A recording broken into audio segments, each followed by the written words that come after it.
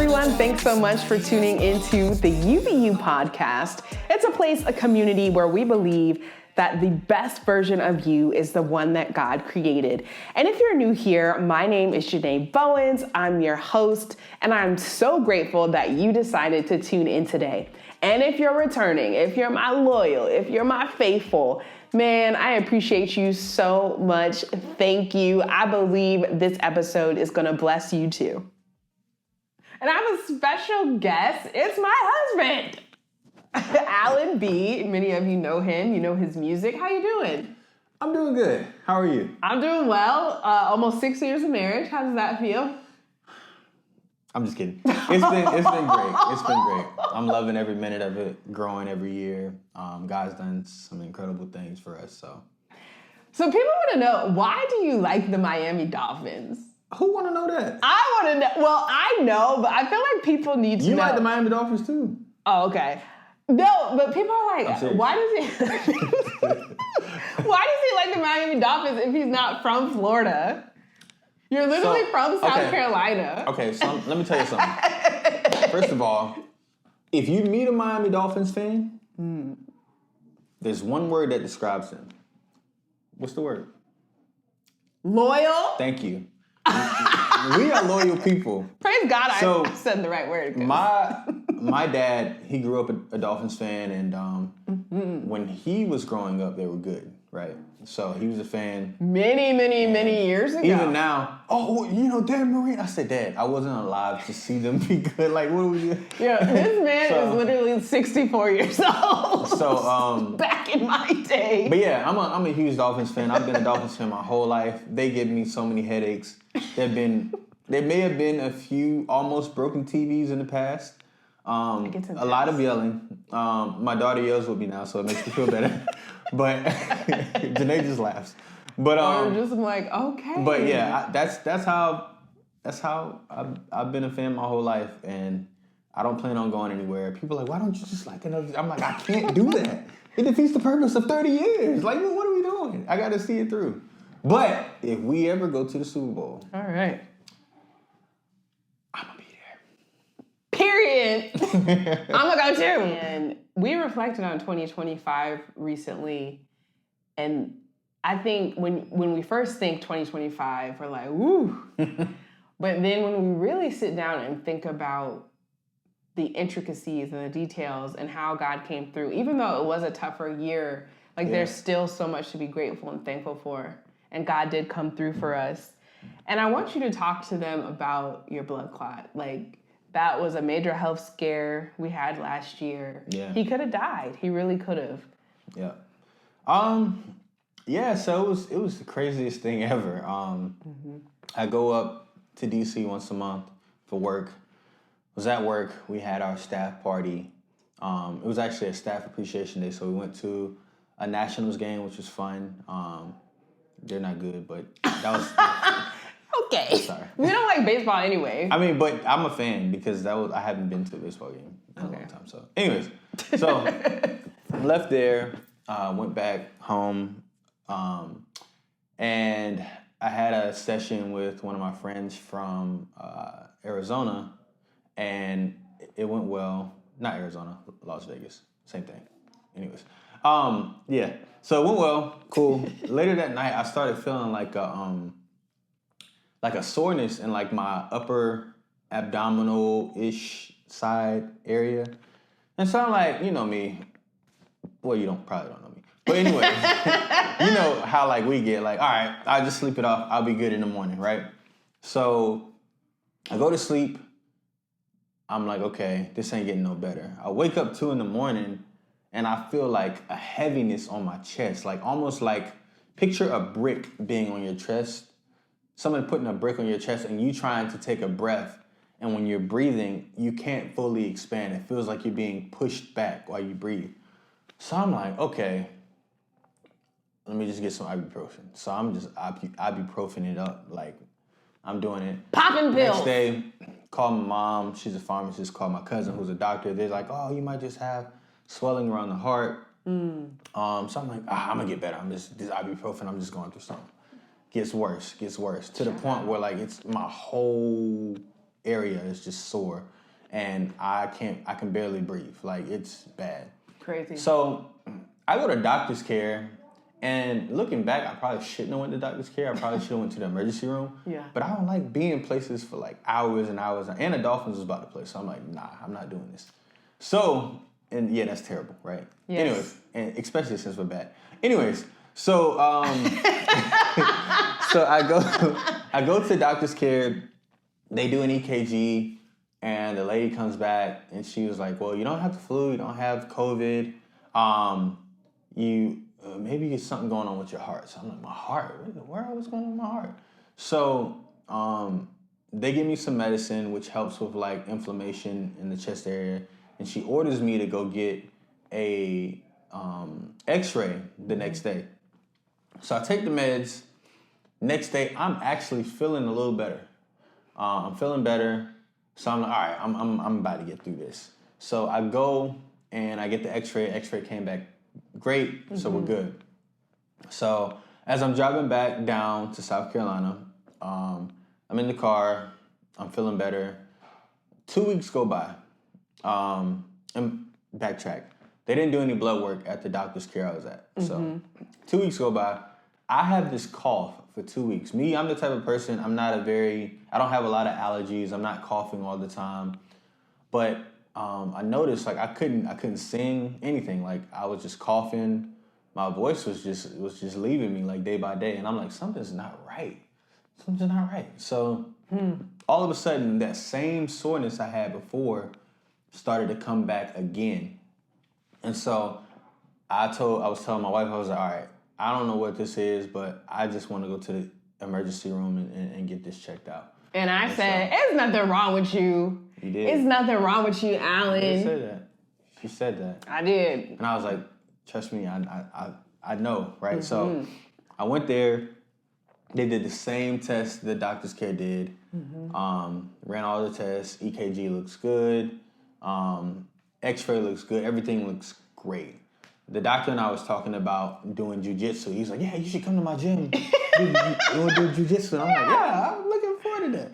And so he comes back, and they were just about to let me leave. And he was like, "Well, your D-dimer is actually a little high because they did blood work." And he's like, "Most of the time it's nothing, but let's just do a CAT scan just to make sure." So CAT scan goes on. I'm in the room for like another 40 minutes. I'm like, all right, what's going on? They come back in the room. It's like 3 people walk in with him. He's like, well, looks like jiu-jitsu's going to have to wait. You got a blood clot in your lung. And I'm just like, he said it in a joking way, but I'm like, wait, what? Yeah, we were like. And then these 3 people come in. They all I got IVs in both arms. I'm like, all right, what is going on? Lady asked me if my heart stops, would I want to be resuscitated? And at that point, I'm like, okay. This is serious. Yeah, they said, now you're being admitted. Yeah. And we were like, admitted? Yeah, it was tough. So fast forward, get admitted. They do the test. I was able to leave the hospital. Had my first doctor's visit. The doctor basically showed me where... Well, let's back up. How long were you in the hospital? 2 days. 2 days. Yeah. It was nuts. Yeah, I mean, could have been worse, but I'm grateful. Yeah. But follow-up appointment, the doctor actually shows me the blood clot, and he was saying that if it would have got to a certain point, I'm out of here. And he was like, basically telling me that the fact that the first time around when I was up at my job, that I went 2 weeks with a blood clot not being treated, he said I could have been very easily been gone. And a lot of people don't get symptoms, they just drop. So I immediately just kind of lost it because just thinking about my family, thinking about my daughter, thinking about like my wife, of course, thinking about just everything that I have, like, and I'm just like, God, this cannot be it for me. As I was in the hospital, I was thinking the same things, and I'm just grateful that he kept me because it was just a very serious matter that could have been worse, that a lot of people I've heard, like, of course, when you're in the hospital with something you never heard, you research. I'm seeing a bunch of things about people that just dropped, and they found out after the fact that it was a blood clot, and things like that. So I'm just grateful, extremely grateful. I can't play basketball anymore, which sucks. But he wasn't really playing that much anyway. every now and then I come out of retirement. But the Lord kept me, and it really motivated me because I lost my voice for about a month. I couldn't sing. The meds they put me on, I did not take it well. The first 2 weeks, I was just not myself. And the fact that the Lord kept me and just reminded me that something as simple as having symptoms, only He could have given me to know that there was something wrong. And so for me, it was really a wake-up call. And isn't it crazy? You were taking ibuprofen, and you're not supposed to take ibuprofen. Yeah, ibuprofen would technically make it worse. So you were making it worse without even knowing in the beginning. Mm-hmm. And God kept you. Yeah, he kept me, and that's crazy. Yeah. I just had that realization just now. Yeah, I thought about that too as I was talking about it. I was like, wow, I wasn't even supposed to be taking that. Because he's taking blood thinners now, and even without blood thinners or without a blood, like if you have a blood clot, you're not supposed to take ibuprofen. Nah, you're not supposed to. That just speaks to how great God is. He's good. And His faithfulness. He's faithful. I was really nervous. So I'm here the whole time. I stayed in the hospital with him for 2 days. But I think something that we've reflected on is just even in the trial, even in the hard times, we saw God through it all. Like He took ibuprofen, that could have made it even worse, and he could have died, but God kept him.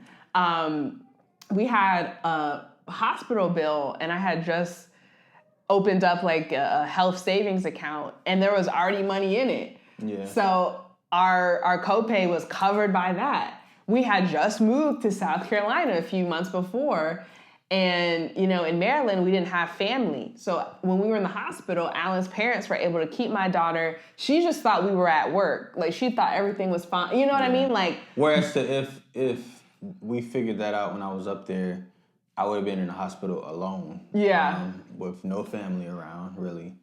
So, yeah, I think, just, and I know you're going to ask me this, but, like, it's just, we take for granted the little things, like taking a deep breath. Like, me being able to take a deep breath and not feel pain, I was like, wow, like, I never knew how much I would appreciate this, being able to do this. Like, the little things we take for granted, like waking up every day and breathing.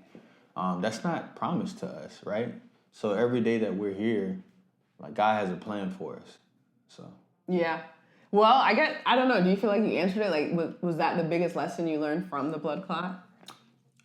Yeah, you could tie that into like, for me, singing is like my own therapy. At the same time, like it doesn't matter where I'm at. I'm always humming or singing something. That's just who I am, right? So not being able to do that for a month really messed with me. And I told God, like, as soon as I got my voice back, that I would never take my voice for granted again.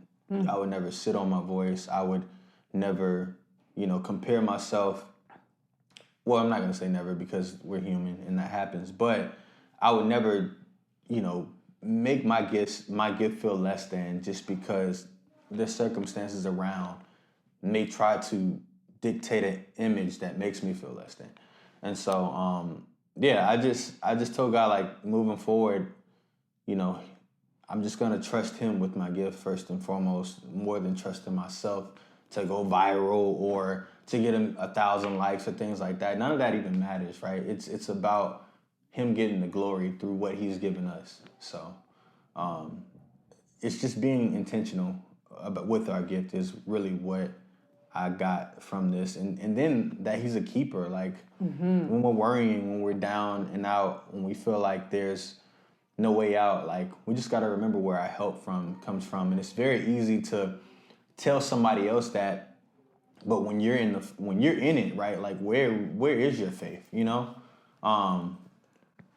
Like we have to see it through, So don't take anything for granted. Yeah. Yeah, I do think we kind of just walk around like thinking we're gonna be here tomorrow, but none of us know the day nor the hour. I mean, we think we're more in control than we are, but we're really not. Yeah. Like God is in control, and so yeah, like we should, I guess, live every day like it's our last, giving it our all. You have to, because when it's all said and done, like we're gonna be held accountable for like what we even did with our gifts, and like there's somebody out there waiting for what you have. So we can't be so caught up in the, well, nobody's gonna like it but me, or well, they don't really need me. Yes, they do. So, or if you wouldn't have what you have. Like God gave it to us on purpose. We all have special gifts that only comes from us, that God gave us. He downloaded that in us. So we got to do our part, Amen. Medicine is supposed to cost like thousands of dollars a bottle. We didn't pay nowhere near that. Like it was hard, and it is hard even now, still walking through it, but God has been with us through it all. He has been with Alan through it all. He has. He definitely has. It was just coming from someone that never really had any crazy health things.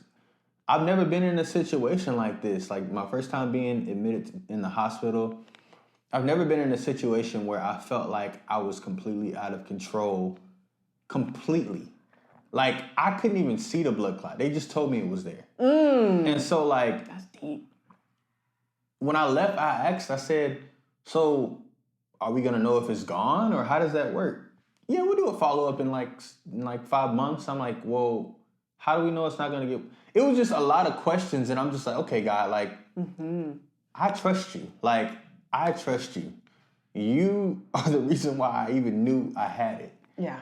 So I trust you. And so like, it put me in a vulnerable place where the only thing I could do was trust God. And I don't think I've ever been in a place physically where I had to do that. So it was a new place for me, but it was also like finding new strength in Him. So yeah. This is good. This is really good. It's real. Yeah. Yeah. No, it's almost like you wrote the song Control for this moment. Isn't that kind of nuts? Yeah, God does that all the time. I'll write songs and not understand why I'm writing them. And then I'll go back and listen, and I'm like, wow, okay, so like I'm literally living this out right now. Are there any other songs that have encouraged you during this season as you're, really working on health and different things like that? I am so grateful. You've been so faithful. This is the song I sing. Lord, I thank you for the simple things. That was my song of 2025. And you didn't even write it. I was talking about your own music, but shout out Anatoria and... Oh, I thought you meant any song. No, but talk about simple things, and then we'll talk about your song. Oh, yeah. So shout out to Anatoria, Brunis. One House. Yeah. That song, just the simple things like waking up, breathing, being able to eat, having a car. Like, we don't thank the Lord enough for that. And as last year was very tough for my family, like, all I could do is just wake up and be like, well, God, at least I got my family. At least I got a car. At least I still got a job. Good job. Just like simple things. So, amen. Yeah, that song just spoke to me. Like, so if y'all haven't heard that, definitely please listen to that. I'm gonna link it down below. Yeah. And then your own music. What songs that came out? Like any songs that you've listened to encourage yourself during your health journey. This new health journey, I should say. So I have a lot of songs. So all of my songs have helped me. Got it. Yeah, so it's funny now that you say that. I wrote a song. I have a lot of songs that aren't out that I wrote in this season that will probably come out next year. I wrote a song called Breathe. Just like, it's basically just talking about like just breathing in, like inhale, exhale, like just allow the Lord to breathe through you. And so like as I was going through that period, like I wrote that song. But yeah, I would say like every song that I have out this year has played a part in my journey this year and things that I've gone through ultimately. So yeah, and then like Desperate, I did Desperate with my boy Kalen Jones. That was my most recent release. Just being desperate for God, like I was in a place where, and this I was talking in past tense, like a place where like there was nothing anybody could do for me but God. And so I was like, all right, God, like I just need you, right? What's coming out? Good question. An album or an EP this year for sure. Yeah, we'll do something. Let's say an EP for now. We'll do it. Yeah, there we go. Hold him accountable. EP EP. by the end of 2026. Yeah, we can do that. 2029. 6. Kidding. Yeah, we'll have an EP coming out this year, and just trying to work on being better and content creation, which is something that I struggle with, but just trying to do it, trying to be, consistent in that. Same. And know that someone is waiting to find some Christian R&B. So, amen. We're looking forward to it. There we go. So, well, thanks so much for being here with us. I didn't have a choice. I'm playing. Nah, I'm so happy to be here. I'm grateful. I mean, this is UBU is like very special to me as well, because like for a while it was hard for me to even be myself, right? So like you just gotta lean into who you are, like, because there's just so much that God has in store for you, not who you desire to be, not who you're looking to be, but who you are right now. And there's growth in that process. So, amen. Thank you, Albie. You're the best. I love you. Love you.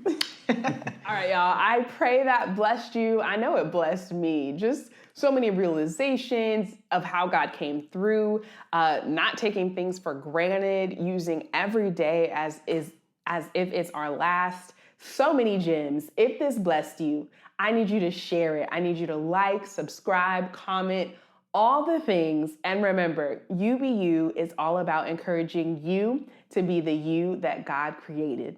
We love you. See you soon. Bye-bye.